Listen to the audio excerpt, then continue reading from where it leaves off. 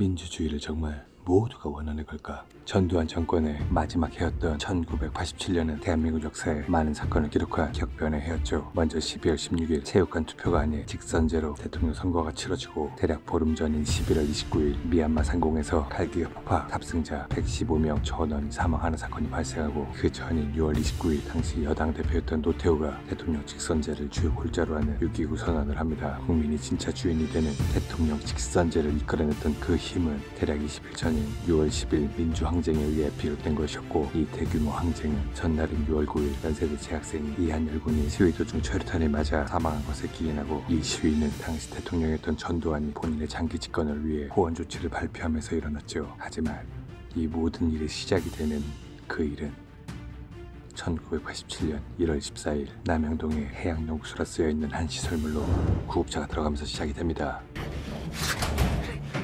남영동 대공분실로 황급히 들어오는 내과 의사, 그리고 이미 사망했습니다. 한 사람의 사망 사실을 확인하는데, 살리세요. 살리라는 어이없는 말을 뱉고 있는 이들은 불과 몇 분 전 중철아, 한 대학생을 여기 남영동이야.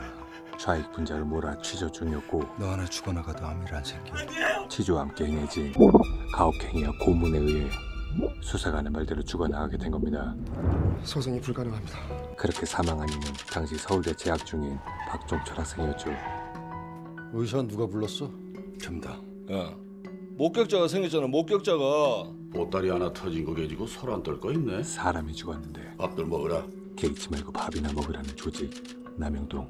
시신은 심지어 어떻게 할까요? 자신들이 죽인 사람의 사체마저 태우라우. 쓰레기 취급을 하는 쓰레기 같은 조직이었죠. 그리고 그런 명령을 받들겠습니다. 따르는 게 애국이라고 믿었던 시절, 그런 세상을 만들어내는데 오셨습니까? 핵심적인 역할을 했던 이가 국가서열 2위 장세동이었죠. 김정남? 민주화운동의 대부로 알려진 김정남을 통해 김대주의 김영삼이 8.15 공동선언문 작성자입니다. 전두환이 극혐을 하던 이것들을 다 한 보따리에 엮으시겠다. 야당 대표들을 뭐 김일성이 그나풀로 밝혀지면 간첩으로 엮어 대통령 직선제 개 나발부는 갓나새끼들 당시 국민의 염원이었던 단칼의 경매라디오. 대통령 직선제를 막을 생각이었죠. 대단하십니다. 대학가 열리기 전에 정리합시다. 그래야 돼. 그렇게 전두환 독재를 이어갈 청사진이 그려지고, 같은 시간 에이, 우리 공안부장님은 이딴 거 드시면 안 되는데. 웬일이야 이 시간에? 대공수사관은 서울지검의 최한 검사를 찾아갑니다. 도장 하나만 찍어 주십시오. 찾아간 목적은 변사자 처리 때문이었죠. 제가 모시겠습니다. 작성된 서류에 박종철 서울대 사인은 바로 심장마비? 심장마비. 22살짜리가? 오늘 밤 안으로 화장해야 됩니다. 뭔가 이상하다고 느낀 최한 검사는 아버지가 죽은 아들을 봤다 못 봤다? 변사자 처리 절차를 확인해 보는데 못 봤네? 절차에도 문제가 있었고, 못 봤지? 대공 업무입니다. 심지어 찍으십시오. 고압적인 자세에 새끼가 어떻게 찍으라 말을. 악을 쳐서 가져가 이씨. 반품을 하자 대공처장은 청와대에 꼰지르고 웬일이십니까? 퇴근 후 재출근한 저녁 약속이 있으시다고 들었습니다. 차장검사는 청와대 전화 받고 밥이 넘어가겠냐? 묻지도 따지지도 않고 찍어. 찍으라면 찍어내립니다. 전화 한 통만 더 받기만 해. 도장 씨발 내가 찍는다. 알았어? 자칫 머리가 찍힐 뻔한 상황. 이에 재검사는 도장을 찍습니다. 그런데 도장을 찍은 서류가 화장 승인이 아닌 시신 보존 명령이었죠. 시신에 손만 대봐. 공무집행 방해죄로 족친다 내가. 그 길로 최한 검사는 또 싸웠습니까 또? 검찰 수사관을 만나는데, 대공 새끼들이 이거 또 사고 쳤어. 그래서 말인데 수사관과 네가 쥐약 좀 놔야겠다. 그림 하나를 그리죠. 쥐약이요? 그림의 화풍은 신 기자. 바로 인상주의, 경찰들 큰일이다. 실체보단 서울대생이라면서. 느낌을 흘려주고, 이 사실을 점접하는 중앙일보 신성호 기자도 순간 기지를 발휘 맞장구 칩니다. 아유, 사전 약속이 나된 듯 그러게 말입니다. 참, 얘기를 이어가고, 법대생이라던가. 에이, 법대생이 아니라 저 언어학과라던데. 아, 맞다. 얘기가 오가던 중에 그렇죠, 언어학과. 아까운 목숨을 또 이런 식으로. 사망 사건이라는 것과 하여튼 남영동 애들 너무 막 나가서 큰일이다, 큰일. 가해자가 누군지도 알게 되죠. 실제로도 신성호 기자는 손이 벌벌 떨렸다고 합니다. 살살 들지 마세요. 그 후 신 기자는 바로 남영동에서 조사받던 서울대생이 데스크에 보고 사망했답니다. 그날 오후 중앙일보 석간을 통해 처음으로 세상에 나오게 된 박종철 사건. 예 부장, 저 인적사항 누가 확인했어요? 그게 문제야? 하지만 세상에 와서 공간을 쳐들어갔어. 언론 탄압이 심했던 그 시절 중앙일보는 아작이 나고 도도지지 먹겠다고 지금 아주 너 영화방에 들어가서 꼼짝하지 말고 있어. 군발이 당해서 잡히면 넌 맞아주마. 사회부장은 끌려가고 맙니다. 발칵 뒤집힌 건 청와대도 마찬가지였죠. 이제부터 군벌 대신 내가 치안 총장의 발등에도 불이 떨어지고 이대로 발표하시오. 나름의 보고서를 작성, 사망 경위에 대한 기자회견을 하는데 가혹행위는 결단코 없었습니다. 아니 그럼 어쩌다 죽었단 말입니까? 그게 이 기자회견에서 그 조사받는 와중에 그 조사관이 책상을 그 유명한 탁 억이 나오죠. 책상을 발표하는 사람마저 부끄럽게 짝이 없던 사망원이 그 학생이 겁이 잔뜩 질려가지고 조사관이 책상을 탁 치니 하고 이런 말도 안 되는 말을 응? 내뱉을 수 있었던 시기. 쓰러졌답니다.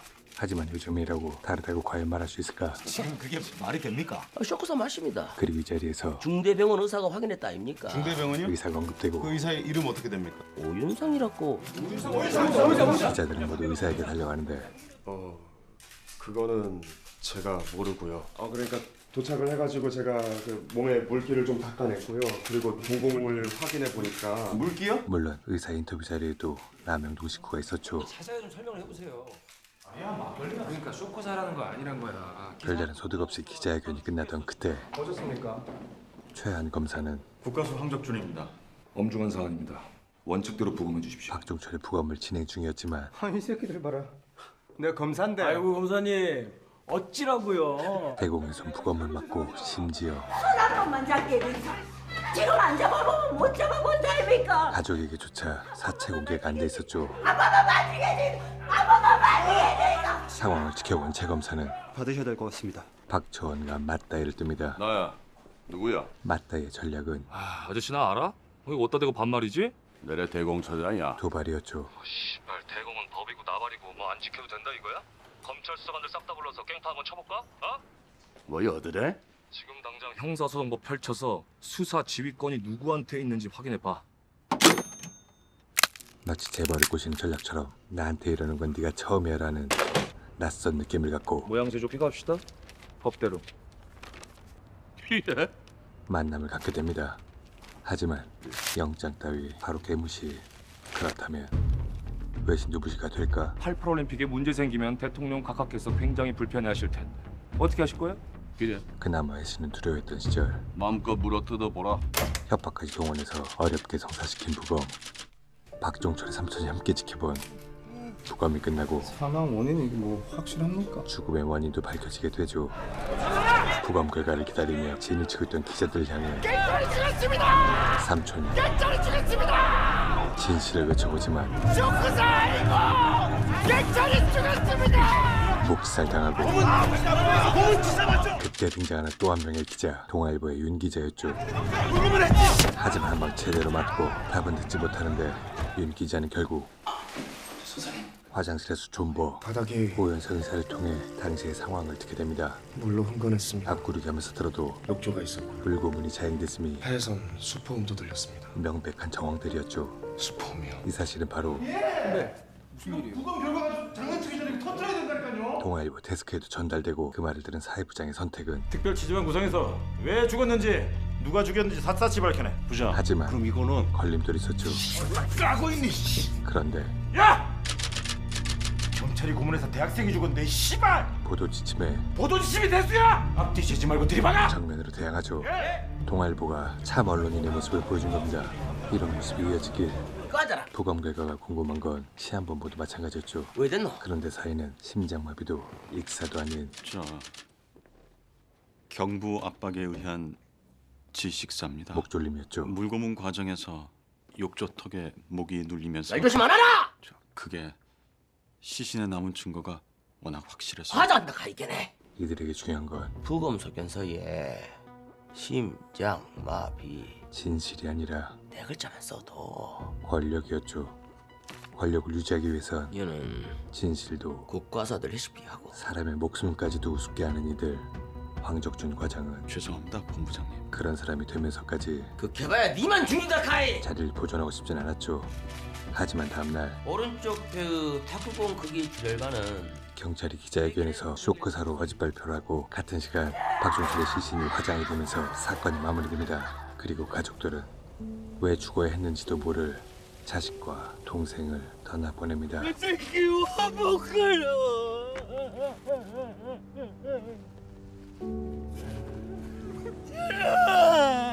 화목하고 이러고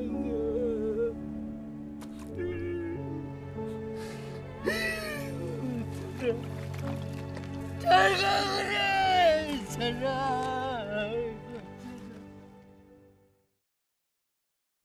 부검을 강행했던 최 검사도 철퇴를 맞습니다. 그리고 전두환이 뒤로하고 떠나는 최 검사 앞에 가라면 그냥 가. 씨발 어때도 씨발이야. 윤 기자가 나타나는데 윤 기자 살살해. 이대로 사건이 덮이는 걸 사실 확인 좀 합시다. 익사죠? 참을 수 없던 거죠. 물고문 하다 죽었죠? 익사 같은 소리하고 자빠졌네. 그런 윤 기자의 물음에 그럼 뭔데요? 폭행치사죠? 이런 방구도 하지 않던 최 검사는 당신 단패지? 뭐 높은 자리 준대? 그래 새끼야, 군발이 똥꼬 빨아서 출세할랜다. 됐냐? 부끄러운 줄 알아야 돼. 손흥민의 코너킥 골 위로과 같은 진정한 바나나킥을 날려버립니다. 그 박스 안에 들어있는 박종철의 부검 감정서, 그리고 또렷이 써있는 정부 압박 질식사. 받아쓰기나 잘해 이 새끼야. 사건은 새로운 국면을 맞게 되고 동아일보는 절대 금지였던 신문 일면에 크게 기사를 냅니다. 이제 모든 국민들이 다 아는 사건이 돼버린 거죠. 일이 커지자 뭐 하자는 겁니까? 수순을 밟습니다. 책임자 몇 명 쳐넣는 니들 가혹행위 치사죄로 구속됐어.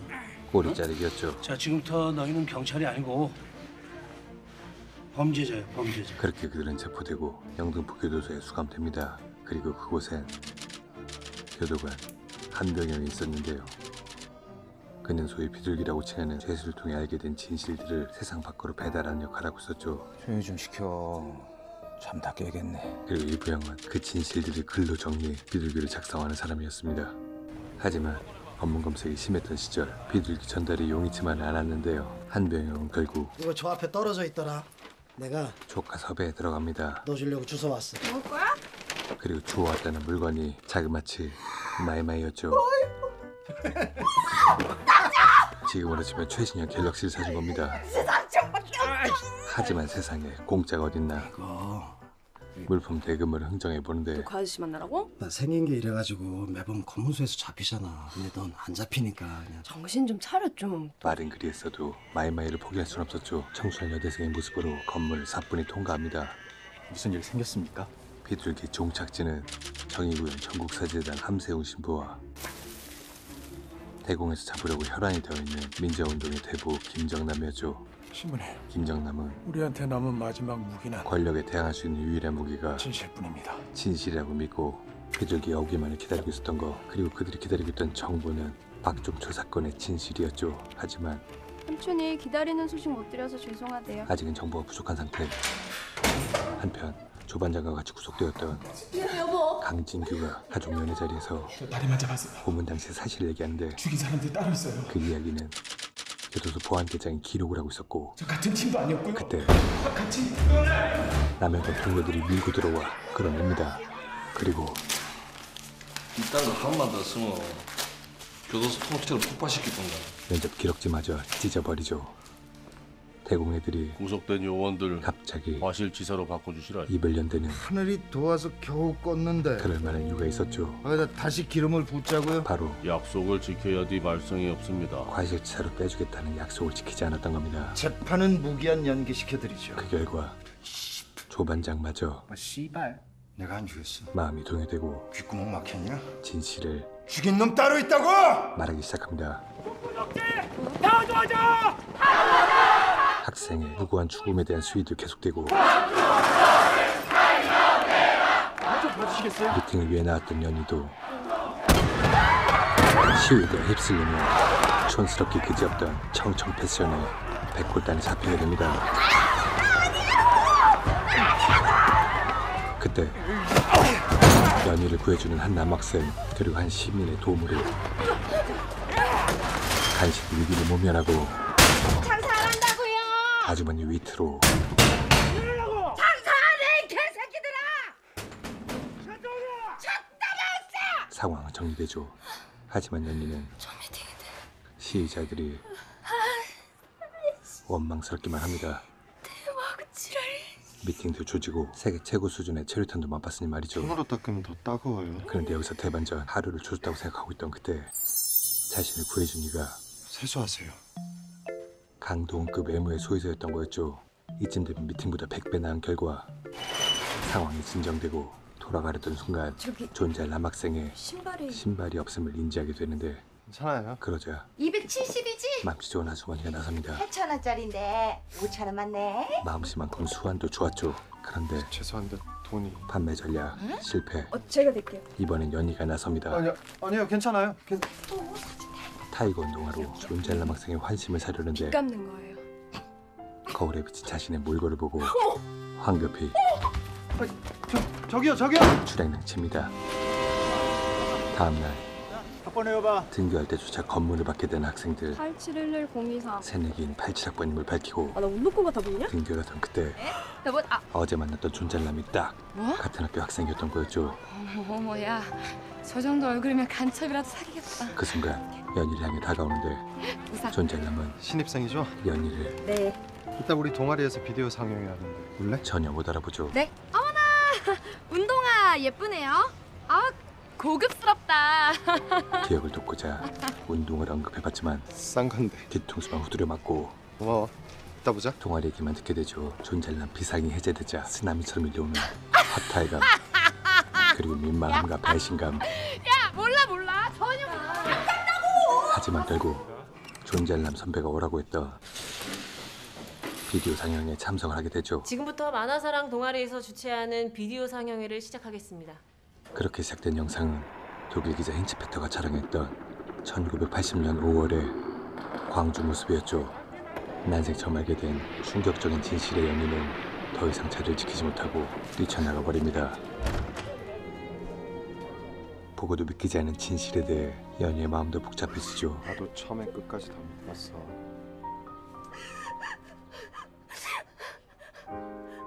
너무 떨리고 무서워서. 만화 동아리에서 그런 걸 왜 보여줘요? 뭐 어쩌자는 건데요? 정든 군인들하고 싸울 거예요? 어떻게 싸울 건데?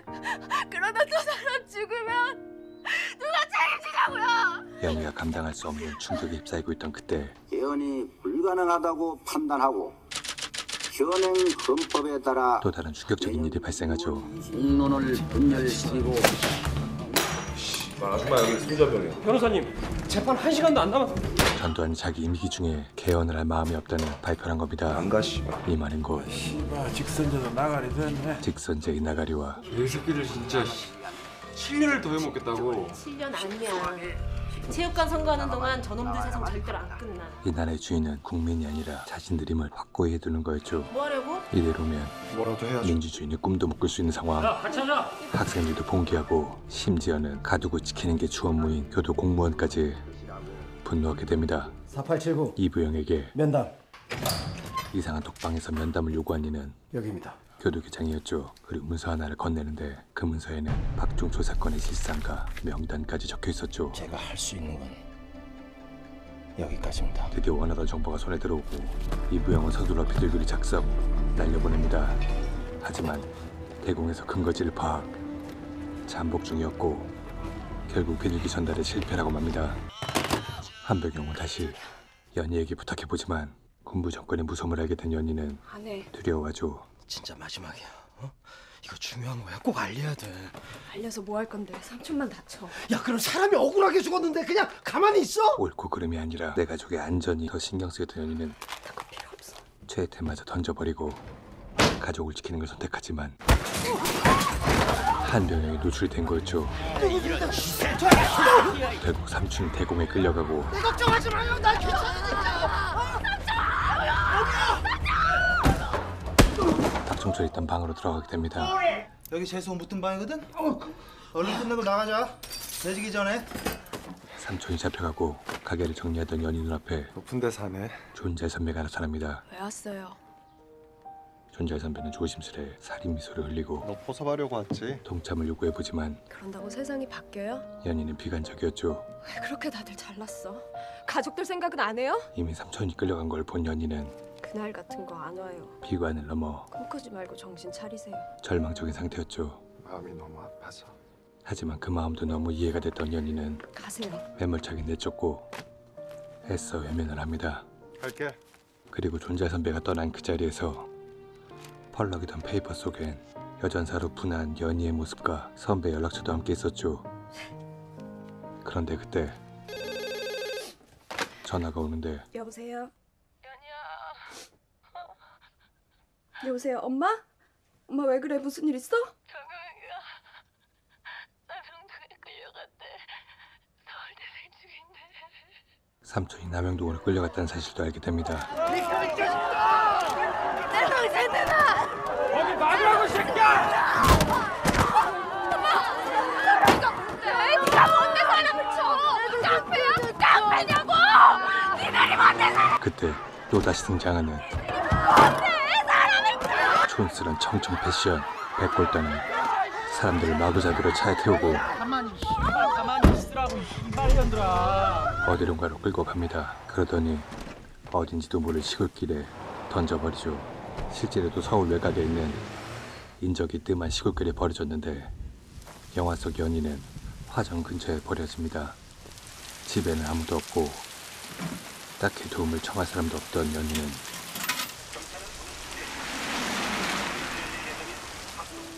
존잘 선배에게 도움을 청합니다. 그리고 한 가지를 알게 되죠.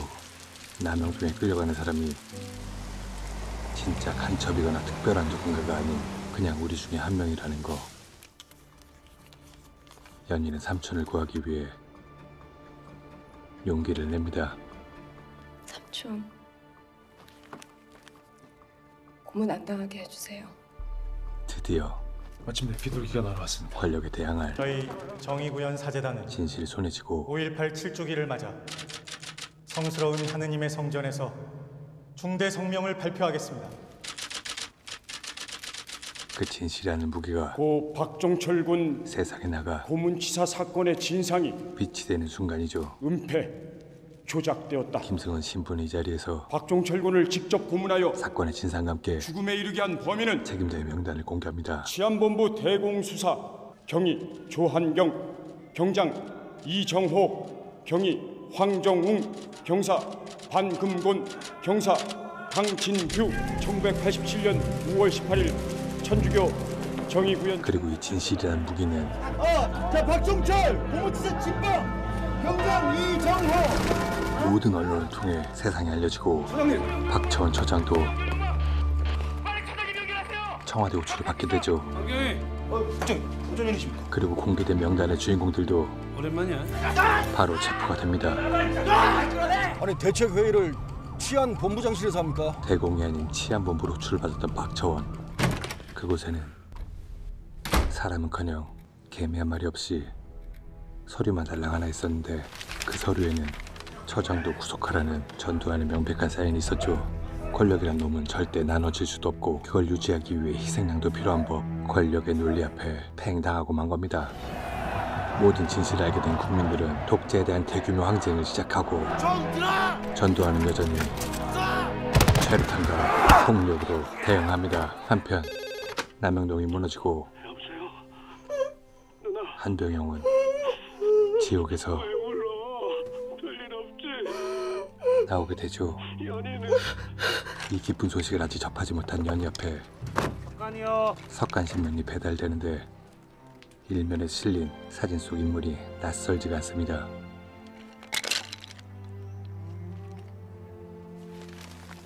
사진 속 인물은 바로 존잘남 선배 이한열이었죠. 이한열 학생은 몇 시간 전 고무살인 자행하는 국부독재 몰아내자!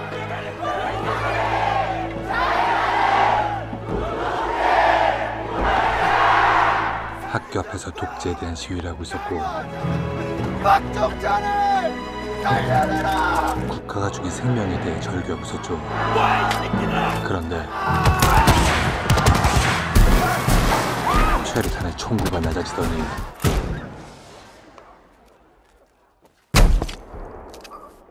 이한열의 머리로 그대로 날아와 쓰러지게 되죠.